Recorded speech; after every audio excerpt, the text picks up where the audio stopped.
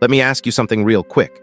Have you ever sat down to study or work, opened your laptop, looked at the screen, and suddenly felt physically tired? Not sleepy, not lazy, just mentally done. Your brain feels heavy. Your motivation is gone, and every notification looks more interesting than your future.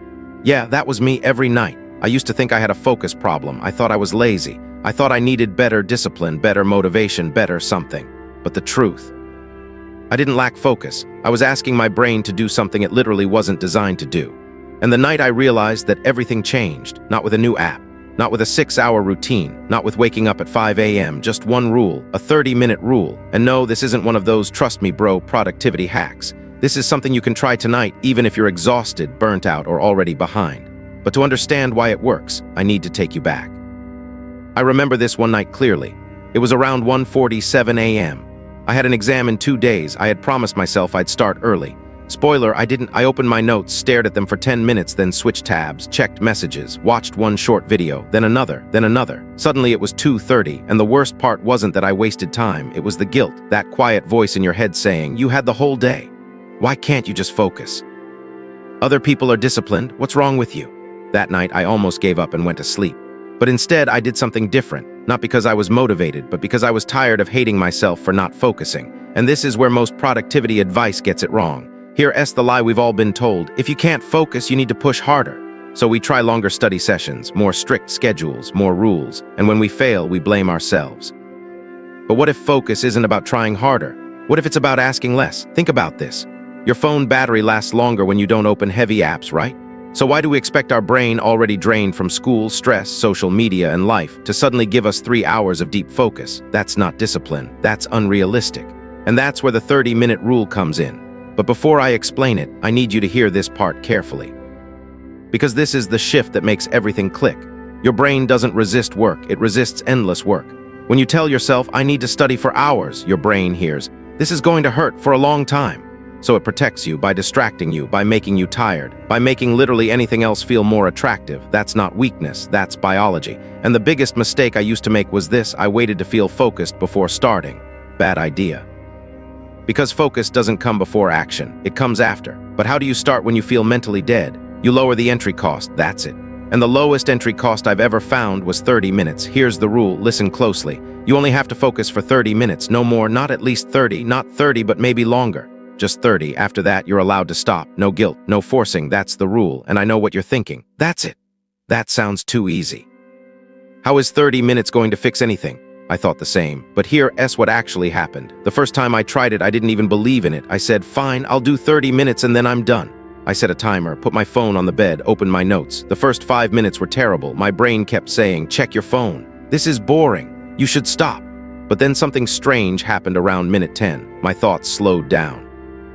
By minute 15, I wasn't fighting myself anymore. And by minute 25, I didn't want to stop. But I did because the rule matters. I closed my notes when the timer rang, and instead of feeling exhausted, I felt proud. For the first time in a long time, I did what I said I'd do. And that feeling, that's the secret. Most people think focus is built by intensity. It's not. It's built by trust. When you repeatedly prove to your brain, hey, I won't trap you here for hours, it stops panicking, it stops resisting, it starts cooperating. That's why this works especially well at night, when motivation is low, when willpower is gone, when you're scrolling at 2 a.m. telling yourself, I'll start tomorrow. No, you don't need tomorrow, you need 30 minutes. Let me be very clear, this rule is not about being productive all day. It's about breaking the cycle of avoidance. Because once you win one small battle, momentum takes care of the rest. And here's the part most people mess up. They do 30 minutes, feel good, then say, okay, one more hour. Don't, not yet. If you turn this into a grind, your brain will stop trusting you. The power of this rule is knowing there's an exit. That's what makes it sustainable. So at this point, you might be wondering, when do I use this? What do I work on? What if 30 minutes isn't enough? Good questions. And this is where chapter 2 gets practical.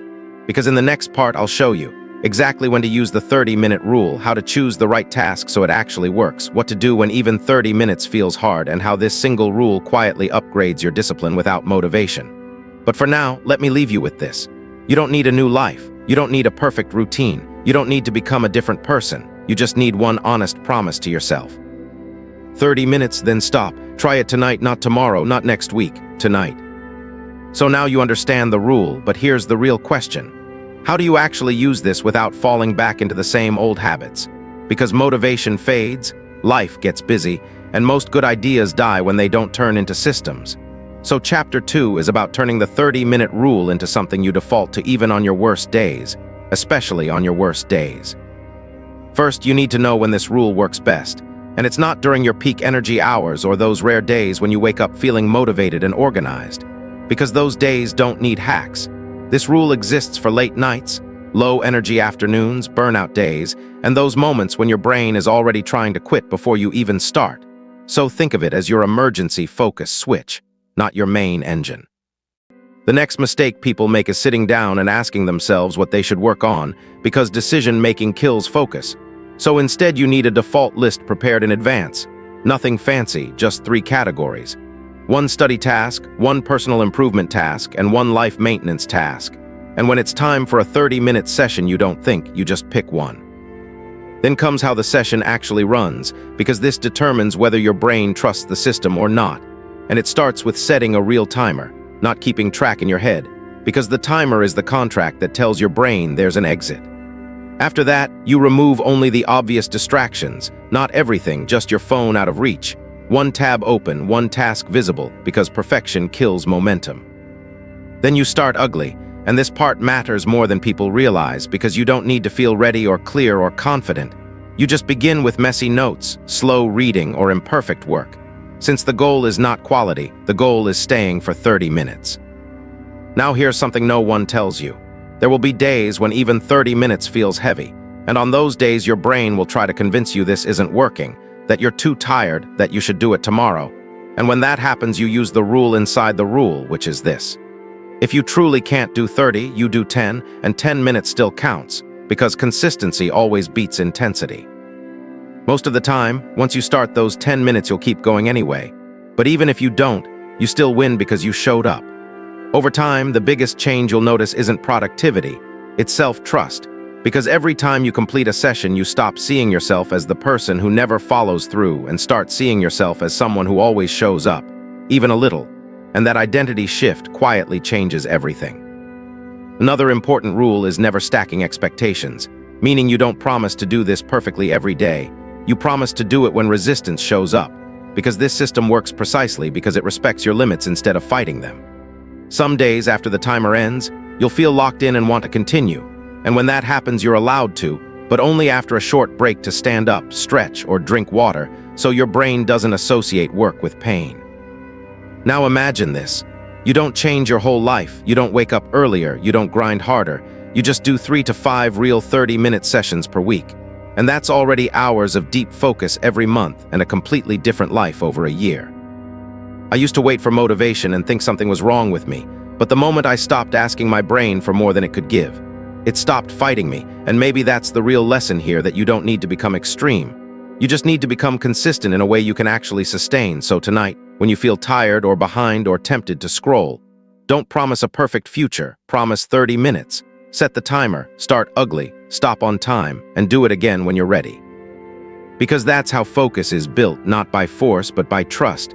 And if you try this even once, you'll understand why it works, so let's level up together.